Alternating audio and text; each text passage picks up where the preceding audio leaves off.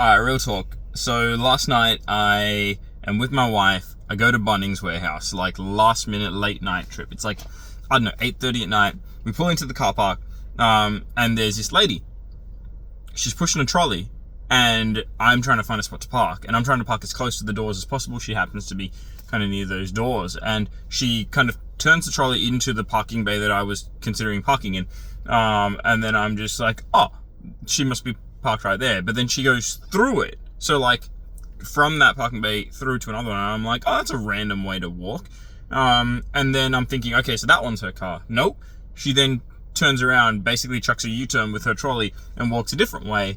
And in my brain, I'm just not computing. I'm just like, that is a very like confusing route to get to her car. Like, she's not even parked anywhere near here, yet she's walked out the doors, through this spot, around another spot, further down. And I even said out loud in the car, I'm just like, what a random way to walk. And then Sarah, my wife, goes, that's not random. She's trying not to get kidnapped.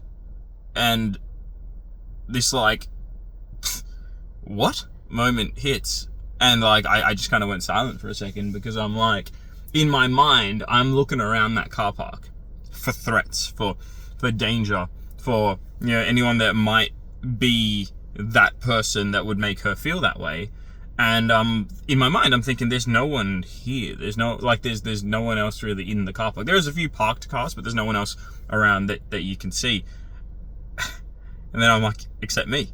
Like, I am driving slowly in this car park towards a spot where she is, and I'm like, she doesn't know the difference. She doesn't know that I am not a threat, because in her mind, I might as well be. Like, literally, this year alone, 81 women have been unalived, is that the term I'm supposed to say, so that the video doesn't get blocked, by predominantly men. Like, 81. 11 of them in the last, like, 2 weeks alone. That's heartbreaking, devastating, and more than anything, terrifying. Like, I get it. I understand why she would feel that fear. And last night was that moment for me of going, whoa.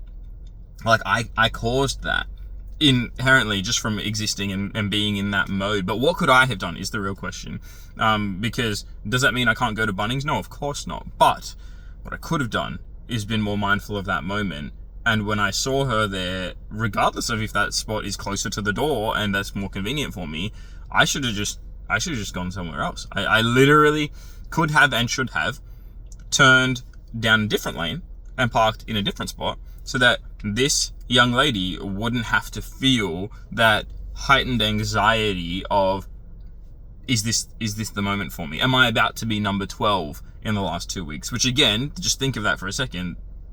11 in the last 2 weeks, just in Australia alone. Like, that's horrifying. But that's the reality for that woman and women everywhere. And so, you know, I guess just a quick PSA. This was literally last night, something that was on my mind, and I was like, I need to talk about it, because I don't talk about this stuff enough, but I'm always thinking about it. And unless guys like me start actually talking about it, then what's going to change? Like, this has been happening for decades, and it's only increasing lately. So let's start those conversations. So yeah, if you're a guy like me and you ever see a scenario where there is a woman by herself, just remember the fact that you might not be a threat, but in their mind you absolutely are, and for good reason. And so therefore just keep that in mind and go, you know what, I'm gonna give some space. I'm going to let that person be able to live in peace right now, even if it inconveniences me. Forget my convenience. I'm more worried about that person's safety and how that person can live their life knowing, well, not knowing, but live their life with at least some level of, okay, I got to go to Bunnings and come home without being fearful for my life. I went to Bunnings last night without fearing for my life. She deserves the same. So that's all for now. Love you all, and talk soon. Okay, love you, bye.